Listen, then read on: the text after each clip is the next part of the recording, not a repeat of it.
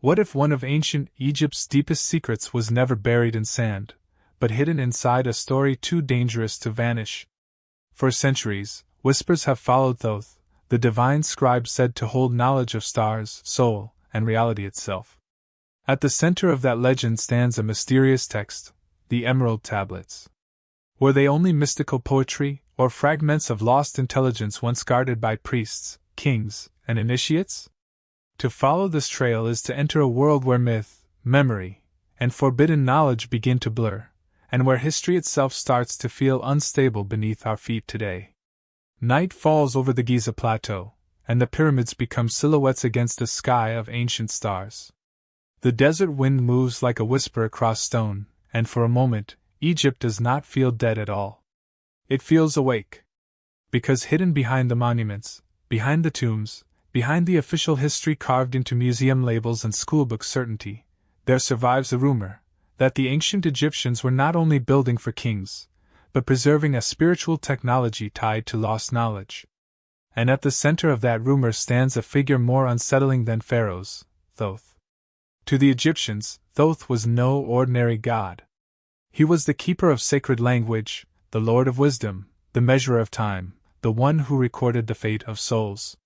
In temple reliefs he appears calm, disciplined, almost serene. But legends surrounding him are anything but gentle. Some traditions describe him as the architect of hidden sciences, a being who understood the vibration of words, the geometry of creation, and the invisible laws linking mind to cosmos. He was not merely worshipped. He was feared, because knowledge in the ancient world was never just information. It was power. Then comes the object that makes the mystery explode beyond mythology, the Emerald Tablets. According to occult traditions, these were no ordinary inscriptions, but teachings attributed to Thoth himself, a map of spiritual ascent, cosmic law, and energies embedded within existence. The problem is that historians do not possess an original Egyptian set of emerald tablets matching the legend. What we have instead is something more dangerous to certainty: fragments of influence, layers of translation, Hermetic writings, medieval claims, modern interpretations, and a myth that refuses to disappear. That persistence is what makes scholars, mystics, and seekers return to this story. False legends usually fade. Invented texts usually collapse under scrutiny. But the Thoth tradition did something stranger. It spread. It mutated. It crossed civilizations.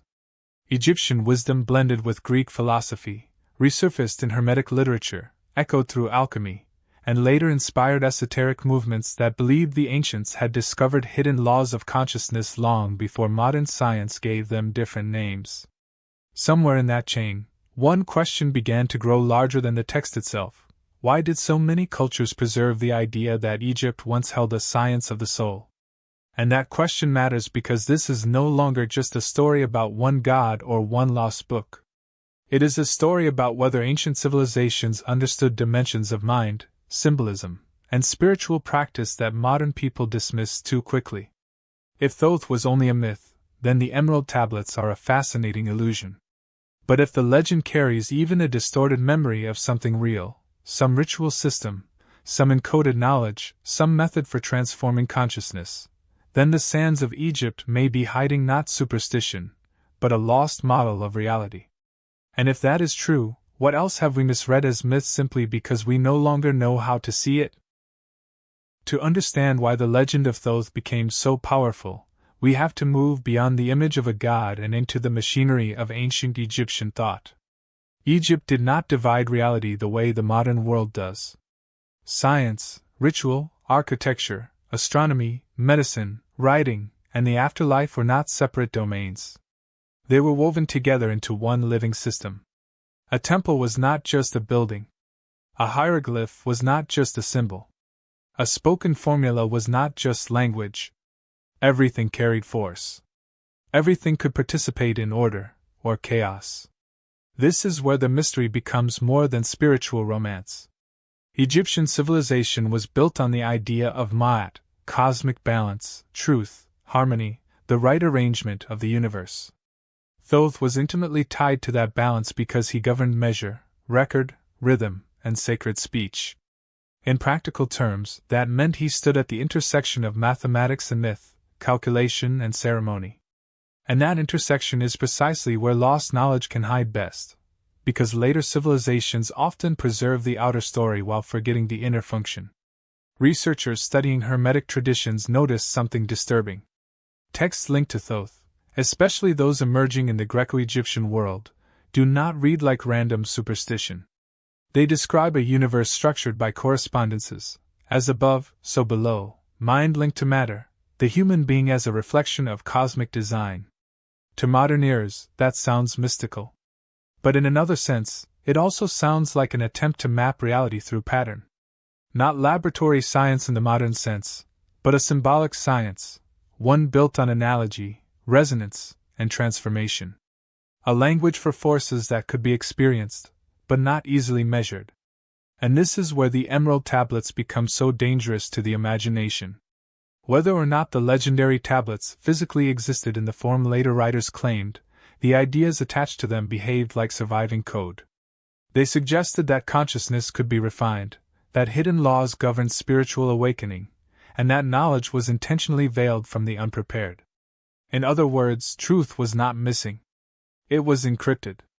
Not with machines, but with myth, allegory, and initiation. The ancients may not have hidden knowledge because they were primitive. They may have hidden it because they understood power too well. Then comes the twist. The more historians tried to isolate the real Thoth from later fantasy, the stranger the trail became. Because even when the legend was stripped of exaggeration, the pattern remained. Egypt repeatedly appeared in the ancient imagination as a source of primordial wisdom. Greek philosophers looked there. Esoteric schools looked there. Medieval alchemists looked there. Renaissance thinkers looked there. Civilizations separated by language, religion, and time all turned toward the same symbolic horizon, as if Egypt represented not merely a place, but a vault. And perhaps the most unsettling possibility is this: what survived was never meant to be read literally. The emerald tablets may not endure as archaeological objects because their true purpose was never the object at all. The tablet could have been a metaphor for permanence, for condensed wisdom, for truth engraved beyond decay. If so, then the real inheritance of Thoth was not a book lost in history, but a method of seeing, a way of reading the universe as alive, layered, and encoded. And if ancient Egypt was preserving that vision, then we may be standing not at the end of a solved myth, but at the beginning of a forgotten language. If that forgotten language was real, then the implications are enormous. Because the mystery of Thoth and the emerald tablets is no longer just about ancient religion. It becomes a question about human civilization itself. What if some of the earliest great cultures were not simply struggling to understand the world, but preserving systems of inner knowledge we have since fragmented into psychology, philosophy, ritual, and science? What if modern humanity, for all its machines and measurement, has become advanced in control, but impoverished in perception? Look again at ancient Egypt through that lens, and the monuments begin to change. The temples are no longer only political statements. The inscriptions are no longer only decorative theology. The rituals are no longer empty superstition performed to comfort the dead.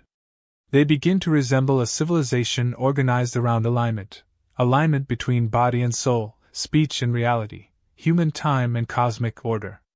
In that world, knowledge was not meant only to explain existence. It was meant to transform the one who encountered it. To know was to become. That may be why the story of Thoth never disappears. He represents a figure almost lost in the modern imagination, the guardian of wisdom that changes consciousness, not merely opinion. And the emerald tablets, whether physical relic, symbolic tradition, or later spiritual invention, survive because they answer a hunger still alive in us. The hunger to believe that reality is deeper than it looks. That mind is more powerful than we understand. That symbols are not primitive leftovers, but keys. That somewhere beneath history's broken surface, a pattern still connects matter, spirit, and meaning. But there is also a darker implication. If ancient knowledge was intentionally encoded, then forgetting may not have been an accident. Civilizations collapse. Languages vanish. Temples burn. Empires rewrite the past. Sacred knowledge, once removed from living practice, can become myth, myth can become mockery, and mockery can become blindness. The greatest loss in history may not always be a city or a library. It may be a way of seeing. A disciplined capacity to experience the world as layered with significance rather than stripped to mechanism. In that sense, the real ruins of Egypt may not stand in stone. They may exist inside us. And yet the legend endures. In every age of crisis, people return to Egypt. They return to Thoth. They return to the idea that somewhere in the beginning of civilization, something was known that we have not fully recovered. Not because the ancients were magical in the childish sense, but because they may have understood that human beings do not live by facts alone. We live by orientation, by symbols, by the stories that teach us what a soul is and what the universe asks of us. Remove that, and power grows, but wisdom thins. So perhaps the final mystery is not whether Thoth literally carved secrets into emerald stone. Perhaps the deeper mystery is why humanity keeps dreaming that he did. Why across centuries we continue to imagine a lost archive of truth waiting to be remembered. Maybe it is because somewhere, beyond argument and beyond proof, we sense a terrifying possibility, that the universe is not silent, history is not finished, and the knowledge we seek was never entirely lost. It was waiting for a civilization ready to hear it again.